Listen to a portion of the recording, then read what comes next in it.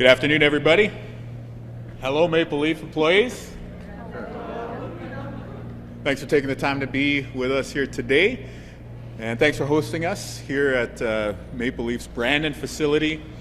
We're here with a simple message. We, as your provincial government, are going to support your jobs and to support our economy.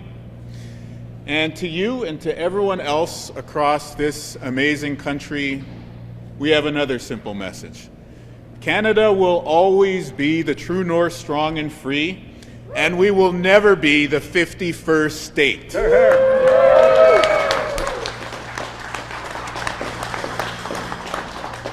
We're proud of this country. We're proud of the pork products that you produce. We're proud of our hockey, and we're proud of your jobs.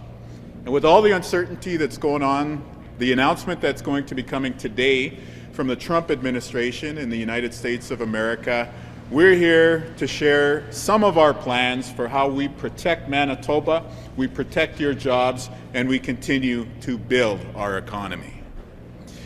So your jobs are super important. And the base message that I want to share to each and every one of you is this. We're going to work together. We're going to work together as all levels of government, great employers like Maple Leaf, unions like UFCW, so that we can deliver on a very simple promise, that your jobs are going to be here today, your jobs will be here tomorrow, and your jobs will continue to be here long after Donald Trump leaves office. So let's work together. We've been standing up a response to the Trump tariffs, as well as the tariffs that are being applied by the People's Republic of China, to ensure that the pork industry, the ag industry, and that Maple Leaf, as well as all the hardworking people who come here each and every day, can keep your head up. And so already what we've done is we've brought in tax breaks so that employers like Maple Leaf can keep cash on hand and keep that money hitting your bank accounts on payday. At the same time, we know that workers, you, the average Manitoban out there, needs help each and every month. And so that's why our budget this year has a lot of help for the average hardworking Manitoba. In this year's budget, we brought in a $1,600 tax credit on your property tax bills. So at a time where life is getting more expensive, we're ensuring that you're going to save more money. You're going to get $1,500 off your tax bill this year, and then $1,600 off your property taxes next year. And at the same time, we brought in a 10% cut to the provincial gas tax on a permanent basis to ensure that you start to see lower gas prices and you save every single time you go to the pump. So whether it's driving to work, whether it's your home costs, whether it's heating your home with our hydro rate freeze, we're there to help you keep money in your pocket so that you can manage on the personal level those month-to-month bills that you have to take care of as we manage the big picture economic situation with respect to what Donald Trump is announcing today. So a lot of people have been feeling that there's uncertainty. A lot of people have been feeling that the future has a lot of risk because of what Donald Trump has announced. And so today, we're announcing specific programs for the agriculture sector here in Manitoba. Our budget, our new budget for 2025 has $140 million in business risk management supports, programs like Agri-Invest and Agri-Stability. And the news that the federal government is going to be lifting the cap and lifting the threshold that triggers Agri-Stability meant that our great Ag Minister, Ron Kostishin, as well as our team, are working together to match that initiative. So that represents another $10.7 million that the provincial government is bringing forward to support pork producers, agricultural producers, and to support jobs in facilities like this one. Our budget this year, 2025 budget, also had a $100 million contingency reserve fund added for the ag industry. So when you put all these initiatives together, $76 million for ag insurance, $16 million for ag invest, the $10.7 million top up in response to the federal program changes that the Prime Minister's announced, you put that all together, there's $250 million in potential supports for the agricultural industry that we're bringing forward to protect our economy and to protect your jobs against tariffs.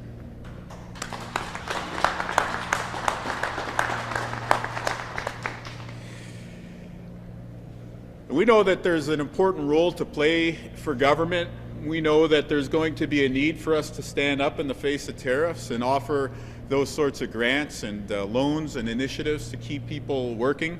But the thing that I know about Manitobans is this, including the hardworking people here at Maple Leaf, is that while sometimes you may need to ask for help, I know that the hard work and value that the average person has out there says that if they have the opportunity to go to work, make something, sell it on the market, and earn their pay the good old-fashioned way, that'll always be the first choice of people in this province.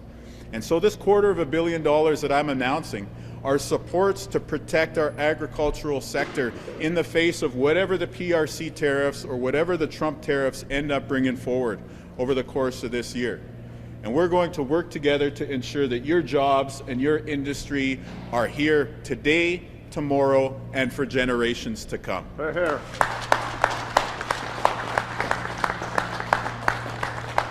And so we're standing up for Westman, we're standing up for Western Canada, we're standing up for this country that we love so much. And it is true when we're talking about some of the biggest global economies out there and going into a very turbulent situation against those much larger economies, Manitoba and Canada, we're going to have to be smart. But the way that we're going to get through this period is the same way that we've overcome any challenge over the course of our history, and that's by working together. So let's work together as the workers, let's work together as the employers, let's work together as the agricultural producers who are the backbone of our economy, and let's keep building up the true north, strong and free, this amazing country that we love so much, Canada.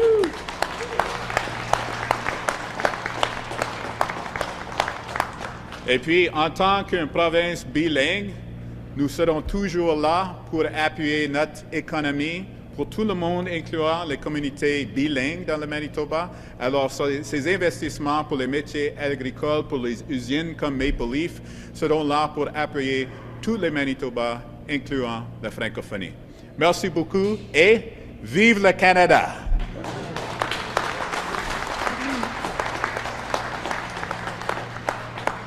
And I don't know how many people here speak French, but I'm sure you understood Vive le Canada. I think we all know that one. So thanks so much to the Maple Leaf employees. One more time, I just want to say how much we appreciate you taking the opportunity to host us here today, taking the time out of your day. And hey, you know, timing is everything in politics. So I'd also like to welcome the Minister of Municipal Relations, Glenn Samard, who's just arrived as well, too.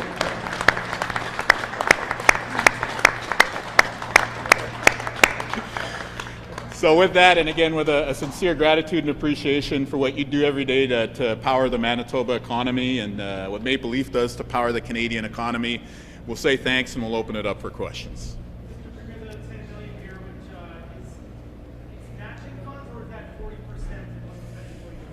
Yeah, that's the 60-40 split with agri-stability. This reflects the starting point for what the changes are going to be with that higher cap and then the different threshold at 90% that was announced. So we're looking at, again, what would the starting point be? It's $10.7 million. But as the tariff situation unfolds, as you know, hopefully we get closer to a resolution with the 25% pork tariff from the PRC, as we try to get a resolution with the Trump administration, hopefully we don't have to use those resources and put them out the door. On the other hand, if the situation continues to get more intense over the course of this year, we're going to be there to stand up for your jobs. And in that situation, that 10.7 million that I'm talking about here today, that's the starting point. And we could potentially take it up to that $100 million figure that's in the contingency line of the budget. So who actually has access to the 10 million? And how does it work? Keep in mind, a lot of people like agricultural policy might not be their first area of knowledge. How does it work? Well, the business risk management programs are there to help cushion a negative impact that the ag producers feel. And that higher threshold means that there can be a bigger payout, or the higher cap rather means that there can be a bigger payout. The different threshold means that we're going to be more responsive to this current tariff situation. Again, the details of ag policy are so nuanced. I myself am up here in front of a crowd of people trying to keep the cap and the threshold safe or straight. But the bottom line is this: we're putting money out the door to keep people working, from people here in the Maple Leaf plant, but also keeping the farmer in the field working as well too, and the pork producer in the barn. And so those sorts of investments with agri-stability, the other business risk management programs, these are ways that we can protect our economy, we can insulate against the shock of tariffs, and give our economy time to adjust. Because again, we're always going to be neighbors with the United States of America, and we would love to do trade with them. But in order to keep Maple Leaf workers coming every day to this great facility, if we have to build up the Canadian market, if we have to look at other markets overseas, these investments we make as a government is going to give us time so that our economy can adapt. More detail on how the $100 million tariff contingencies will be rolled out. Who specifically would get them out now? So those will be for the business risk management programs like agri-stability, agri-invest, agri-recovery. The one we're highlighting today is agri-stability. The federal government has made an announcement about a change to the cap and to the threshold. Today we're saying we're serious about matching that effort by the feds. And so we're putting real dollars on the table. We're putting a specific dollar value. At the same time, we're in this situation. If Donald Trump makes an announcement today, what's he going to say tomorrow? What's he going to say an hour later? Nobody knows, right? Nobody can peer into Donald Trump's mind. So that $100 million contingency that we're talking about is what we're prepared to invest in the ag industry to keep plants like Maple Leaf here running and protect these jobs.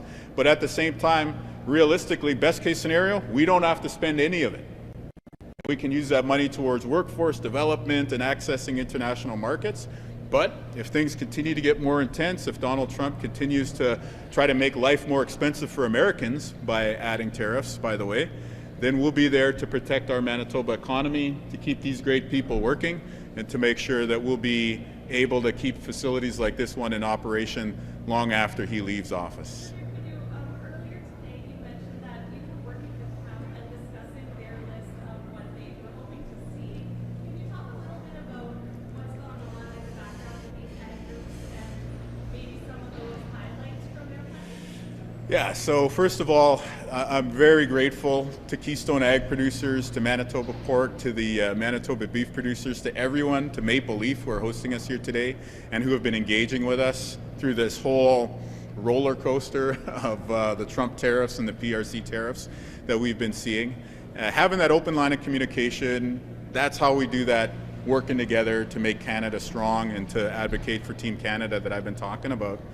And so each industry group has brought forward their priorities, canola being another important group that we've been engaging with really particularly on the PRC side of things.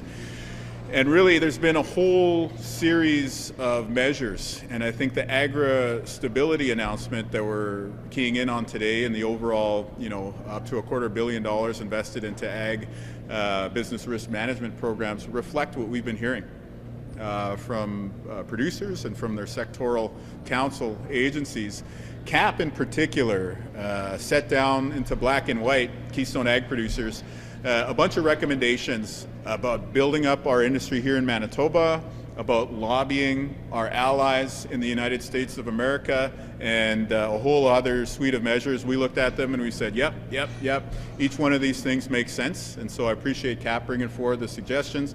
And so we're proud to commit that we're going to act right away on the voice of ag to lobby and to act, to invest, and to protect. And on that one point in particular, I really have to shout out Keystone Ag and Manitoba Beef, our Minister of Ag, so many people who have been lobbying leaders in the United States of America at the state level, in the American Senate, the Congress, in the Trump administration proper. We were there at the White House as the premiers. And what we heard to a single person was, we love Canada, we don't like the Trump tariffs. And then we're like, okay, great, say something publicly, and they're like, no way. So we're also here today saying to our American friends who know that our ag industry, our pork industry in particular, is highly integrated across that US-Canada border, we're saying, hey, today on Trump Tariff Day, come on out. It's okay to speak up. It's okay to defend your pork producers. It's okay to defend your pork industry, because we're fighting for industry and producers here on the Canadian side of the border. And we got that warm and hearty handshake extended to our American friends to start giving voice to the agriculture industry down there as well too. The Alton Stream, Brandon and Newport is very important to Western Manitoba. Can you give us an idea with Manitoba and the ag department are involved in talks with other markets, foreign markets, Japan, Korea? Yeah. On behalf of Maple Leaf, on behalf of Yeah, I think there's a lot we can point to here. And again, I want to thank Maple Leaf, Manitoba Pork, and the producers themselves for the engagement. The workers coming out today. UFCW has been there shoulder to shoulder with us, advocating in the States. And just this week, the AFL-CIO made a strong statement. So the Voice of Labor in America condemned the Trump tariffs as well. And that's a credit to Jeff's organization and to Dee Brusk with the Canada Labour Council and the work that Premier Eby and I did to bring union voices from the States together. So we're seeing some progress, but there's a lot more work to do. Pork in Manitoba, we're talking about billions and billions of dollars to the Manitoba economy. Just at lunch today, we were talking about the export market in Japan. We're talking about the export market to South Korea, the European Union. Again, some of those Asian markets that we can access, they seem like the real opportunity in the immediate term. EU, they have a bunch of non-tariff barriers that we want to try to overcome, so that might be a longer-term opportunity. But the bottom line is this: we got to pursue all fronts. We got to build up the Canadian customer base. We got to encourage people, hey, you love bacon, buy Canadian bacon, buy Maple Leaf bacon. I'm going to the store, I'm looking for the Maple Leaf label just like you, and I'm sure all these hardworking people would appreciate it if you do the same. Pork chops, put a little soy sauce, sliced ginger, let it marinate, amazing. Ribs, I'm giving the recipes here, right? Put the ribs on the smoker for about 7 hours. You will thank me. We can build up the Canadian customer base with great initiatives working together with industry and workers. We can talk about Japan and South Korea, but we still can't give up on the American market because it's so close and it's so large. So we're going to keep that effort on all fronts, trying to make inroads with the Americans, try to expand export markets overseas, and then of course to remind Canadians about supporting our pork and producers here. On that note, as I said, the important issue is very important. Yes. Including all the workers who help in Brandon, grow and prosper. Part of the problem with Trump right now is still waiting for him to drop the bomb, what kind of tariffs we're going to have. How do you manage that and manage expectations for people in this room working at the plant and their jobs and job security when everything is fixed? Yeah, again, today's being built up into like the biggest media day ever. Donald Trump's going to walk out into the Rose Garden and he's going to make his big tariff announcement. But based on what we've seen so far, who's to say he's not going to change his mind an hour later, or a day later, or a month later? So how do we plan for that period? First of all, we work together. Second of all, we've built the budget with that cushion of $100 million for the ag industry in particular, for hundreds of millions of dollars for the rest of our economy when we're thinking about manufacturers and the other people, the energy industry and more who are going to be facing impacts here.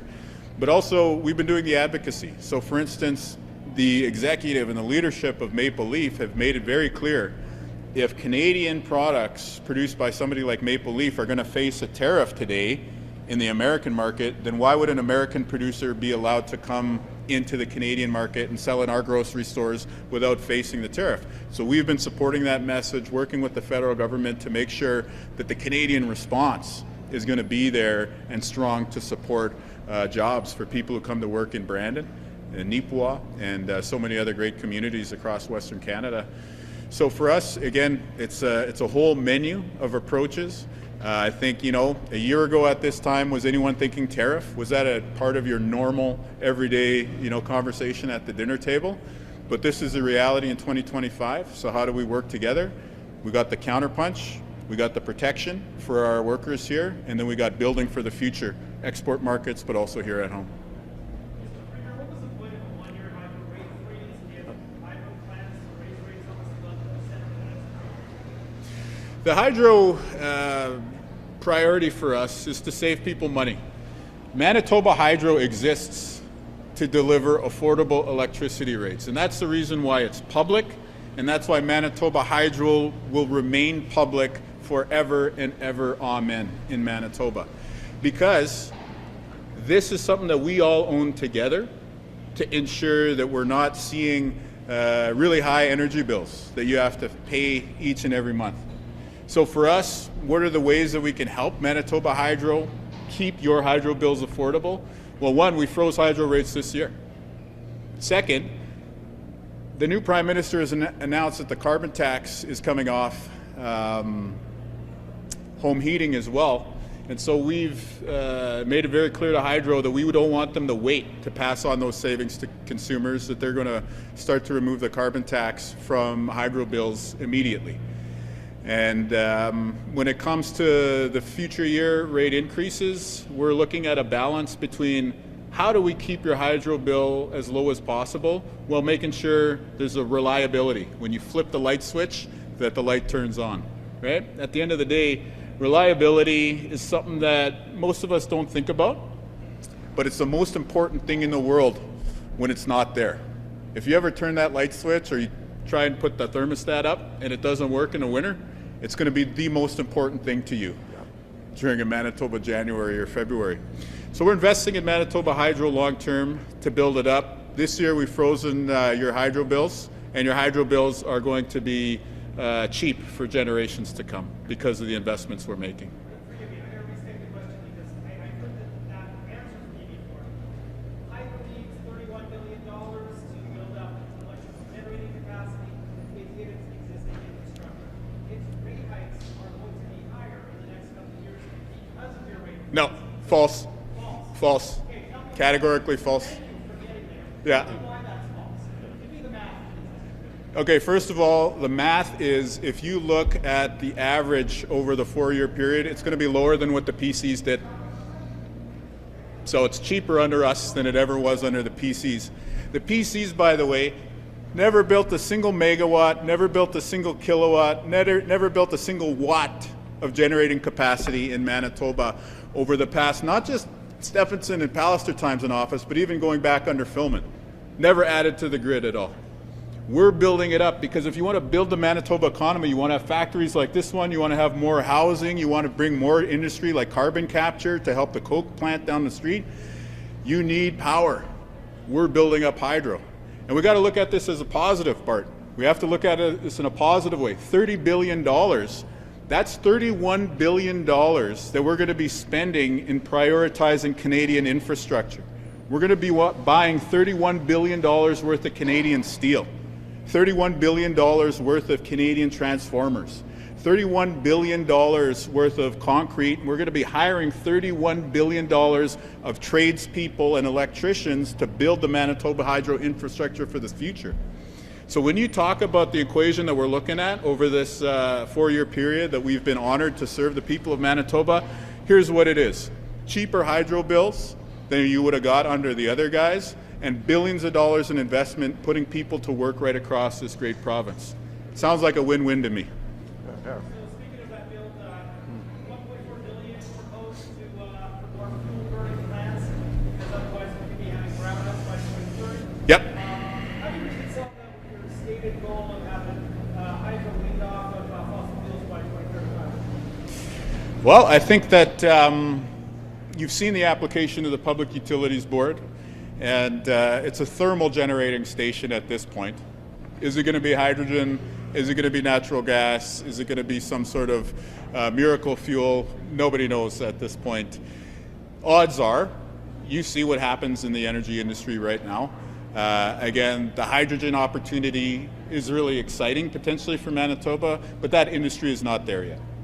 So then we look at natural gas, and we look at the opportunities that we have in front of us. The reality is this: we're going to add 500 megawatts to the grid with the thermal generation facility here in Brandon, right? So you're going to see more electricity added to Brandon's Manitoba hydropower. We're adding the PACE project outside of Portage la Prairie, which means more power is going to come into Westman, to the Brandon market in particular. Hundreds of millions of dollars of construction activity there. So again, you're going to get more power into the region that way. And then again, longer term, we have to look at what's happening south of the border. We have to look at the American situation, and things that we might have thought of in the past a certain way, the balance between renewables and carbon-based fuel. I think given what we're seeing with Trump, we have to be able to put the future power needs of our province as the first priority and make sure that we have everything that we need by way of electricity to build Manitoba up for the future.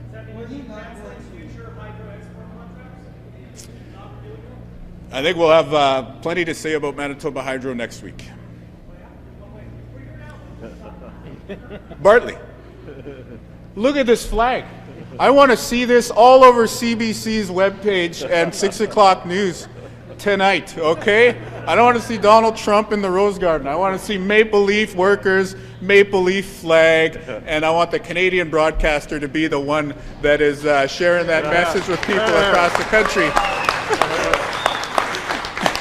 And then CTV can have it, and the Brandon Sun can have it, and everybody will rally around the flag, but we'll talk about hydro next week, and I know we'll have a great discussion when we get into the hydro details.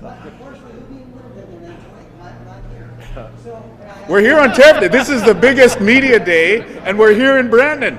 Trump is going to make the world-changing announcement, and we chose to be here with you, so that's got to count for something.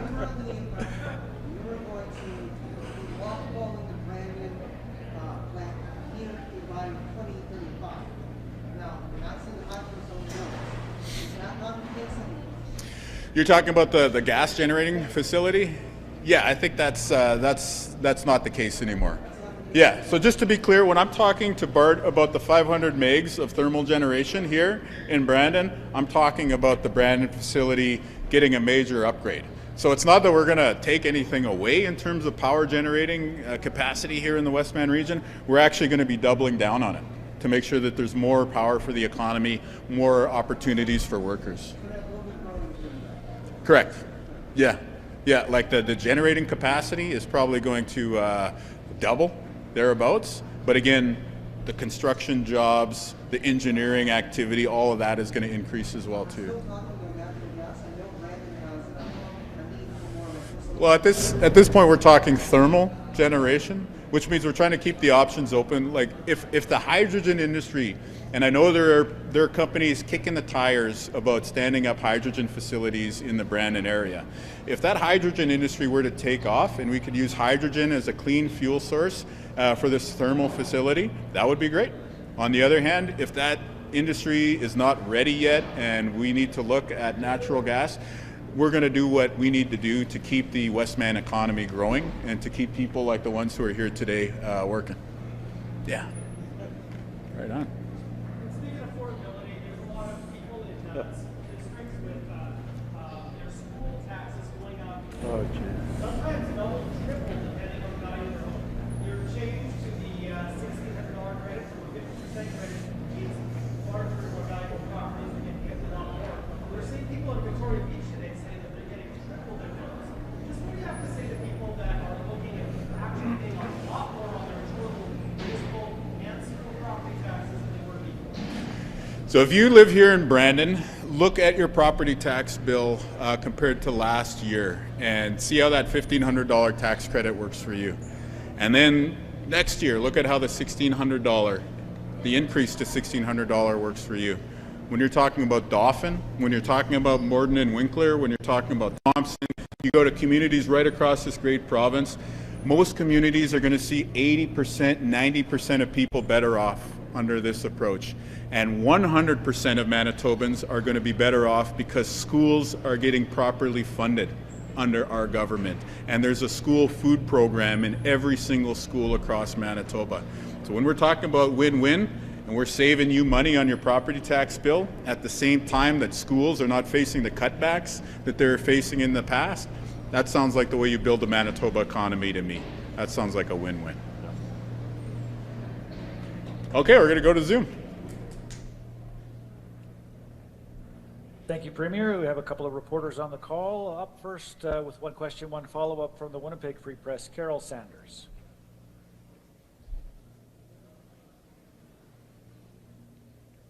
Hi, Premier. I'm just wondering, where will you be listening, hearing, reading about the tariffs when they're announced later this afternoon in the U.S.? Where will you be? How will you be getting your information? Well, I think like everyone else, I'll be watching my phone and the cable news network to see the president make the announcement. But our investments in the ag industry, our investments to support workers like we're joined with here at the Maple Leaf plant, will be there and rock solid no matter what Donald Trump does today, tomorrow, or going forward into the future. And so just to be clear, the $10 million that's announced today, that's an increase to agri-stability, and that's mentioned in the budget. This 10.7 million is above what was in the budget. So what was in the budget was 140 million. So today we're saying 10.7 million as a starting point to respond to the tariff threat. And that reflects our matching the increased threshold and increased cap that the federal government is also going to do. And I'm desperately trying to find a way to make this answer more interesting, because repeating all these details is, it's a bit rough. Well, pardon me, but the audio cut out for a good portion of what you were saying earlier with the Oh, initial announcement. you want me to do the thing with Bart and the Maple Leaf flag again? I can do that all day. No, just kidding. No, I heard that. That was fine. Thank you. Thanks. No, I have too much fun with Bart. Okay, up next from Global, Iris.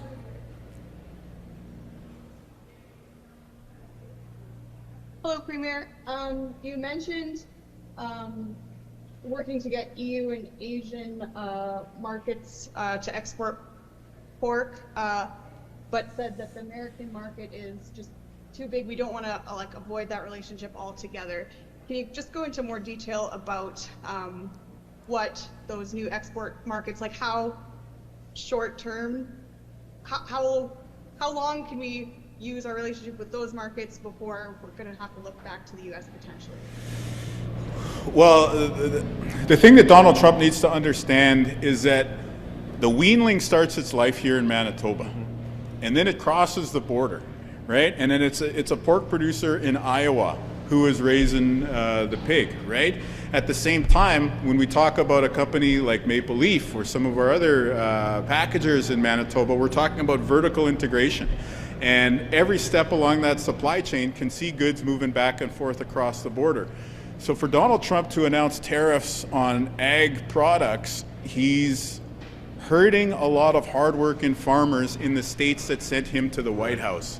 And so our first message on Tariff Day is that needs to stop, because it doesn't make sense. It doesn't make sense for us as Canadians. And once the people who voted for Donald Trump start to pay attention to what's happening, they're going to be pretty upset.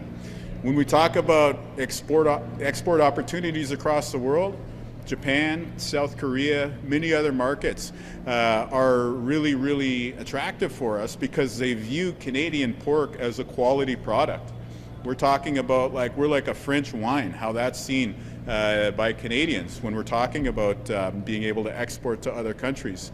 So again, rush to the grocery store now and buy all the bacon you can, because we're going to be trying to export a lot of it too, and I'd hate to see Canadians miss out.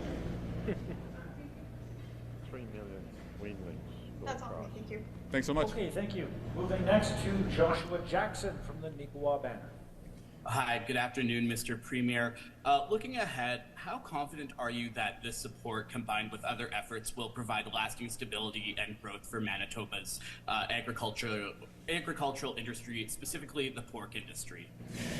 Yeah, and I know that this is huge for Nipawin, and what I would say to people in the Nipawin area, as well as Brandon and right across Manitoba, is that I'm confident the pork industry is going to make it through this period stronger than ever. What I don't think is going to make it through is the ability for Donald Trump to convey to his voters in these Midwestern red states that tariffs are a good idea.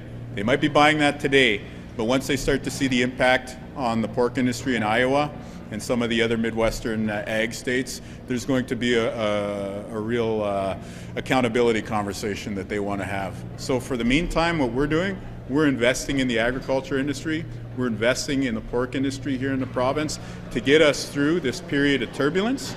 So part of that means making sure we lean into those export opportunities, whether it's in South Korea or Japan or potentially the EU if we can overcome some of the issues that they're throwing at us.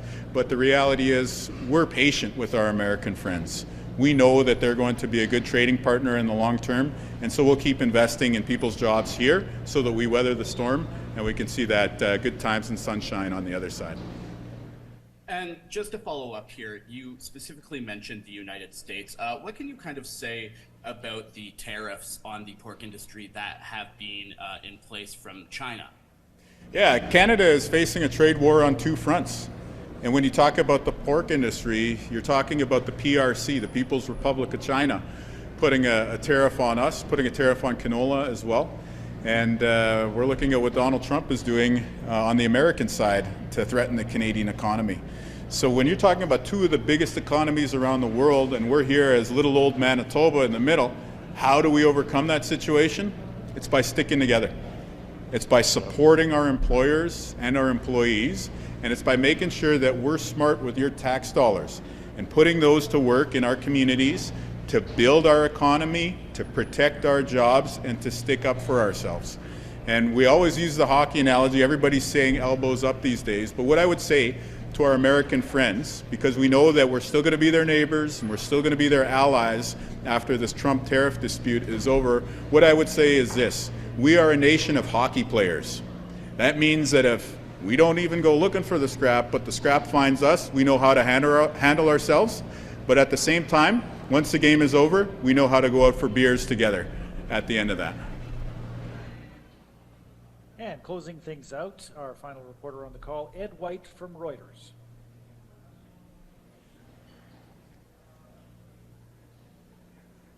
Ed, do you have a question? Hi. Yeah. Yeah. Thanks for taking the question, Mr. Premier. Manitoba has a North America leading weanling piglet business, but it has a terrible Achilles heel, which is completely reliant on access to the U.S. market, which right now is a scary position to be in. At the same time, plants like Maple Leaf and Brandon are running less than they would like to because they can't get enough hogs because we don't have enough feeder barns in Manitoba or the rest of Western Canada to feed out pigs here, to process here. Is your government thinking of doing anything to, I guess, get more feeder capacity in Canada for both the processors and for the farmers to have less of a worry in these ways? Well, the first thing that the Ag Minister, Ron Kostyshin, and I did was we attended a great pork luncheon today, which is not only stimulating demand in the pork industry, but is also, I think, encouraging some of those producers to make sure that they meet the demand for facilities like this one. Actually, we're talking one of the colonies that had a couple of prizes taken home at that contest is one of the feeders to this plant here, which is great to see. But I just want to make sure that when the story gets reported, that you are clear that a lot of Manitoba's pork products do get exported to other markets overseas. The reason why the PRC is targeting pork is because we actually export a lot to China. Japan is a huge market for Manitoba pork, and they view Manitoba pork as a premium product in the Japanese market. South Korea, much the same way. So while the American tariff threat is real and is motivating us to do things like this $10.7 million additional investment in agri-stability, we have to keep an eye towards growing the export market share as well as cultivating more people to eat pork here in Manitoba and across Canada. So again, there's millions and millions of hogs that we're talking about, billions and billions of dollars for Manitoba's pork industry. And it's really, really significant to the Canadian economy. We talk about ag being the backbone of Manitoba's economy. and we're making the investments to keep people working, whether it's the folks at the Maple Leaf plant here in Brandon, it's the farmer in the field, or it's the person raising the hog in the barn. And are you concerned that the actions like you're seeing from the Trump White House right now, the belligerence towards Canada as a trading partner will put off farmers and companies like Maple Leaf investing more in their production and their facilities, because you never know what's going to happen in the politics down south, which is something we haven't had to worry about much since 1988.